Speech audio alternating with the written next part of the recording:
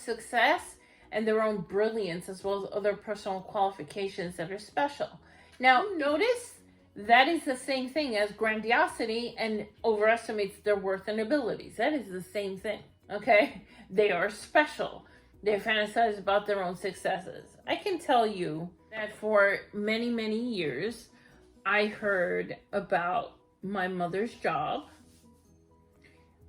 in the 1960s and early 70s when she came to the United States. And I will start by saying, I think this might be the case. It might not be. Remember I mentioned lying? That was my mother's specialty. So every time I talked about my job, and it usually came up around whenever I talked about being a teacher, because I was a teacher. I was a high school math teacher. She claimed she had been a teacher in Cuba, but she taught elementary school kids. It was a poor town. So it was basically go back about 100 years in time. It was a schoolhouse. That's how I imagined it. Because they had it was like watching Little House on the Prairie whenever she would talk about when she was a teacher. Because it was a schoolhouse and all the grades were in the same room. Like there was no other room, it was just one house. And that's where all the kids went, and she had to teach all of them. Okay, so her mastery of math didn't go very far. I was a high school math teacher. Now, I didn't teach trigonometry or calculus. I still couldn't teach that. I did not like trig when I was in high school and I had to take it, and in college. But I hated calculus. I'm sorry, I just did. I was really good at math until trig. So I taught in geometry, was what I taught in high school. And I would talk about, whatever I was talking about. It's not easy to teach high school kids, and I taught the intensive kids. So they came into class day one, moment one, hating me and hating the class. So I had to win them over. My mother had no idea what I dealt with, zero.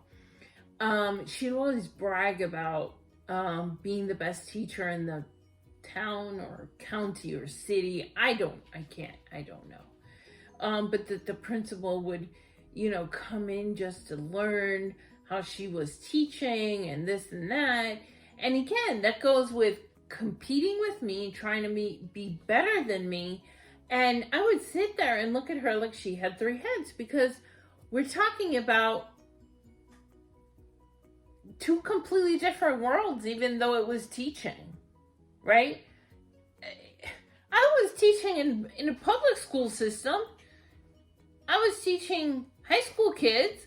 She taught in a little tiny schoolhouse somewhere in a little town in Cuba.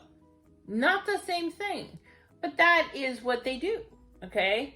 I imagine that a lot of what she said about her successes in the past and her jobs, and not only that, but the men that liked her, okay? She used to brag about that. I know a lot of you probably can relate to that part of it.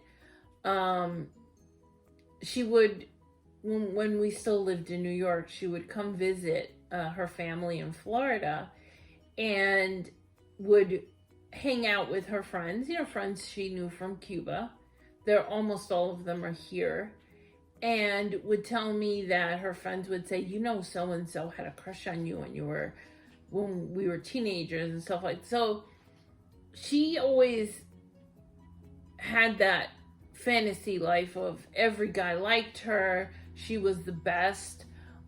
She was the best daughter, and she was the best at everything. So I'm sure that you guys can relate. Again, please comment down in the comment section about this.